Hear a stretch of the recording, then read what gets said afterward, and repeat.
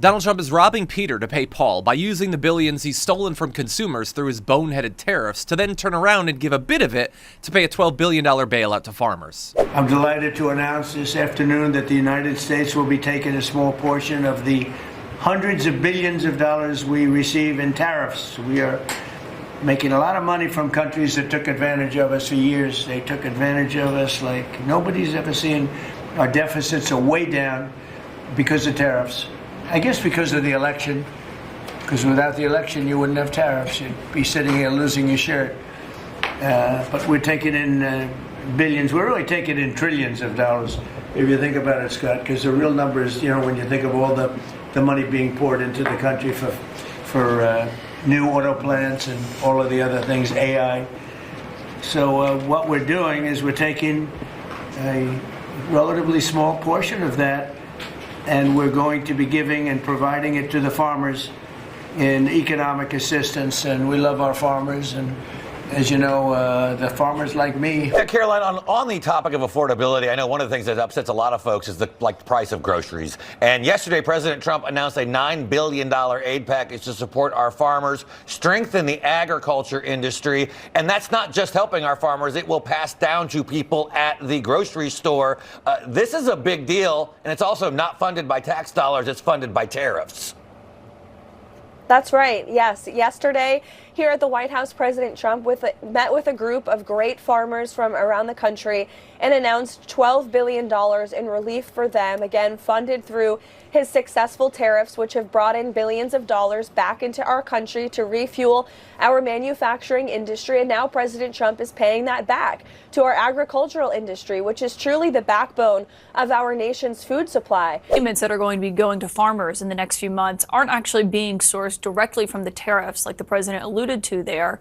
This comes as the administration is making a broader argument that the president's policies are working. And given that, I questioned the agriculture secretary today about that as she stood with farmers in front of the West Wing. And Secretary Rollins, is this bailout today an acknowledgement that the administration's trade policies are hurting U.S. farmers? And what would you say to U.S. farmers who are worried that China is not going to hold up its end of the agreements that the president was touting? Yeah, so two quick things to answer your question. When we were out here earlier this spring, I think I came out and gaggled with a lot of you after the president announced Liberation Day. And starting then, almost immediately, I said this president is resolutely focused. If there is any evidence that trade is compromising these farmers' ability to sell their product, that we will ensure, just as he did in term one, negotiating China one, that we'll make sure that we are mitigating for that. The really interesting thing is, though, now that we're 8, 9, 10 months into this, there is almost zero evidence, if any evidence, that what they are doing and the challenges that our farm economy is facing in row crops has anything to do with these trade renegotiations. On the China soybeans, Secretary Bessent himself, a soybean farmer, I think at least till a couple of days ago, I think he just divested, has said, and the president has said and made very clear in that room, that China will meet their commitment. And so I have full faith in what they've said, and I'm very excited. I'm encouraged by that. But as you know, they've failed before to live up to those agreements. And tell me if I'm wrong. My understanding is that you said in the White House, it said that China was going to buy 12 million metric tons of soybeans from the United States by January. We're now just about a month and a half away from that. They have, according to the USDA report, only made 2 big purchases, and they total, in total, 332,000 metric tons.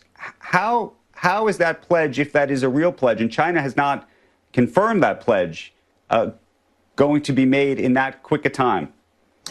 Andrew, thank you. We're actually about 1.5 million metric tons, but your point is still salient, right? That 1.5 million of 12 million, we've got a significant way to go. I know they are inking the deal this week or next week. Again, every sign is their commitment remains true, that they will indeed buy or purchase 12 million metric tons or put the order in.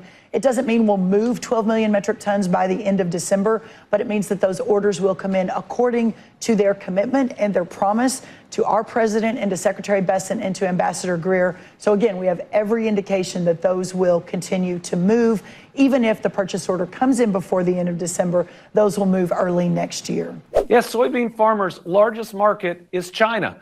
And this president's tariff policy started a tariff war where China said, fine, we won't buy soybeans from the United States.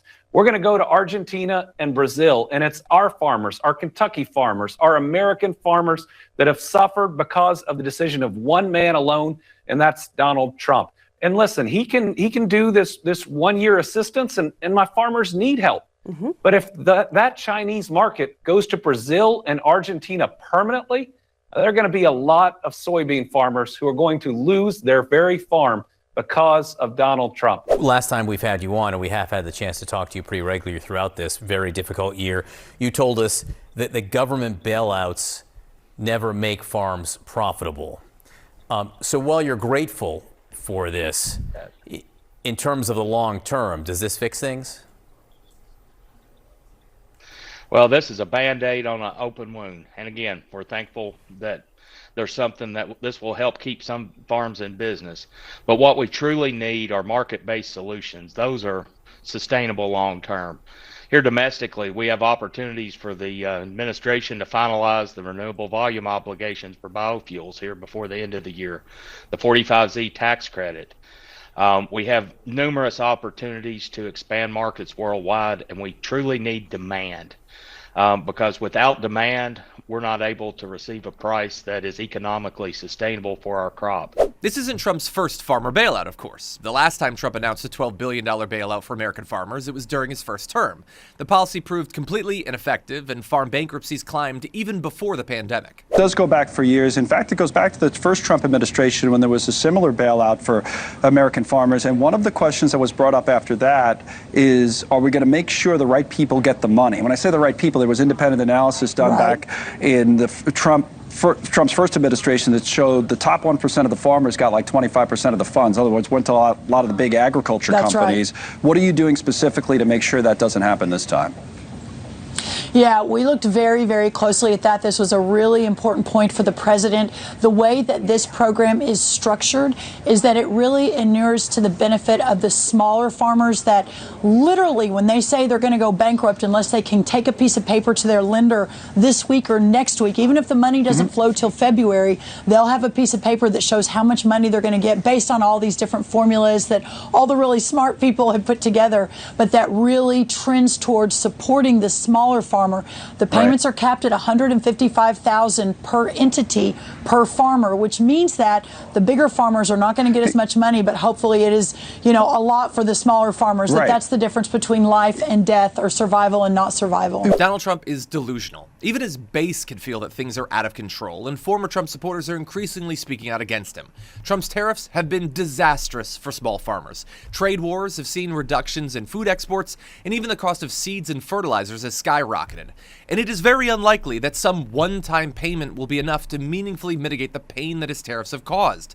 As farmers and farming unions have pointed out, this is like trying to put a Band-Aid on a gunshot wound.